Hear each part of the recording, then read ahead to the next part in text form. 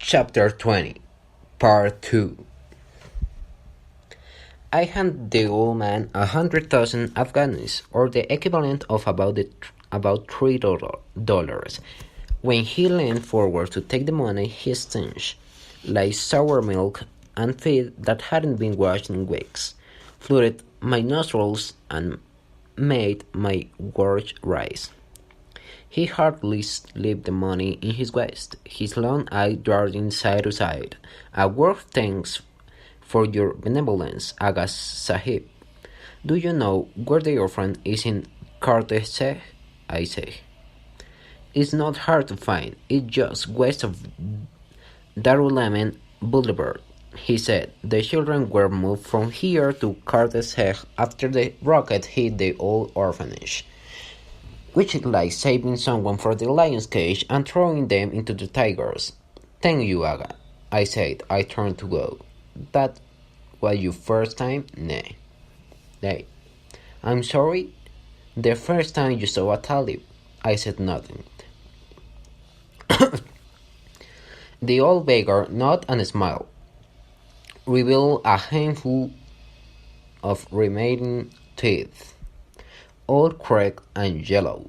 "I remember the first time I saw the rolling to Kabul. What a joyous day that was," he said. "An end to the killing. Wow. But like the poet says, how sinless seemed love, and then came trouble." A smile spread on my face. "I know that, Guzzle. That's Hafez." "Yes, it is, indeed," the old man replied. "I should know. I used to teach it at the university." "You did?" the old man caught. "From 1958 to 1996, I taught Hasef, Khayyam, Rumi, Beidul, Yemi, Sadi. Once I was even a guest lecturer in Tehran. 1971, that was. I gave a lecture on the mystic Beidul. I remember how they all stood and clapped. Ha!" He shook his head. "But you saw those young men in the truck. What value do you think they see in the Sufism?" "My mother taught at the university," I said. "And what was her name?" "Sophia Akrami." His eye managed to twinkle through the blue of cataracts the desert wind lives on, but the flowers of spring blooms and wilts. Such grace, such dignity, such a tragedy. "You knew my mother?" I asked, kneeling before the old man. "Yes, indeed," the old beggar said. "We used to sit and talk after class. The last time was on a rainy day just before final exams, when we shared a marvelous slice of almond cake together. Almond cake with hot tea and honey. She was rather obviously pregnant by then, and all the more beautiful for it. I will never forget what she said to me that day." "What? Please tell me." Baba had always described my mother to me in broad strokes, like she was a great woman, but what I had always thirst for were the details. The way her hair gleamed in the sunlight, her favorite ice cream flavor, the songs she liked to hum. Did she bite her nails? Baba took his memories of her to the grave with him. Maybe speaking her name would have reminded him of his guilt, of what he had done so soon after she had died. Or maybe his loss that had been so great, his pain so deep, he couldn't bear to talk about her. Maybe both. She said, "I'm so afraid." I said, "Why?" And she said, "Because I'm so profoundly happy, Dr. Russell. Happiness like this is frightening." I asked her why, and she said, "They only let you be this happy if they are preparing to take someone from you." And I said, "Hush up now, enough of this silliness." Farid took my arm.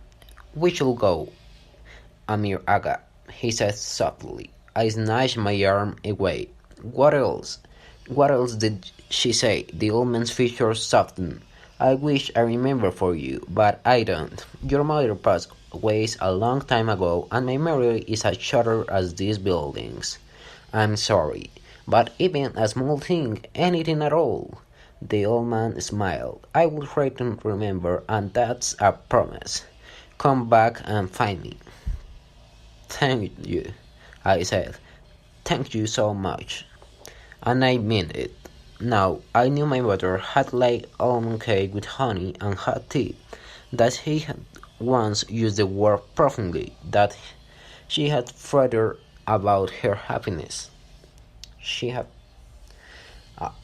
I had just learned more about my mother from this old man on the street than I ever did from Baba. Walking back to the trucks, neither one of us commented about what most non-Afghans would have seen as an improbable coincidence that a beggar on the street would happen to know my mother, because we both knew that in Afghanistan, and particularly in Kabul, such absurdity was commonplace. Baba used to say, "Take two Afghans who have never met, put them in a room for 10 minutes, and they will figure out how they are related." We left the old man on the steps of that building. I meant to take him up on his offer, come back and see if he had unearthed any more stories about my mother, but I never saw him again.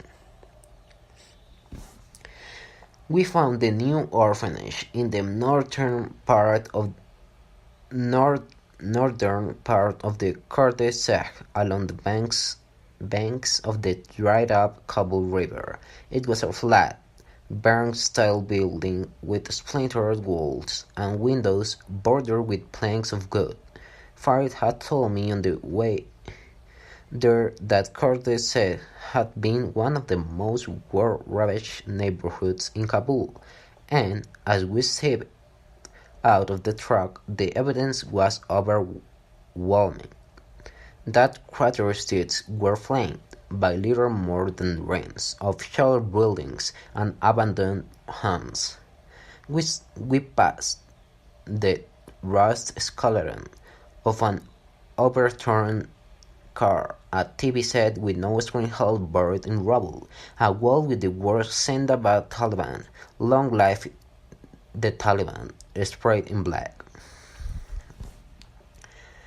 A short, thin, balding man with a shaggy gray beard opened the door. He wore a rash tweed jacket, a skull cap, and a pair of eyeglasses with no cheap lens resting on the tip of his nose. Behind the glasses, tiny eyes like black peas flitted from me to Farid. "Salam alaikum," he said.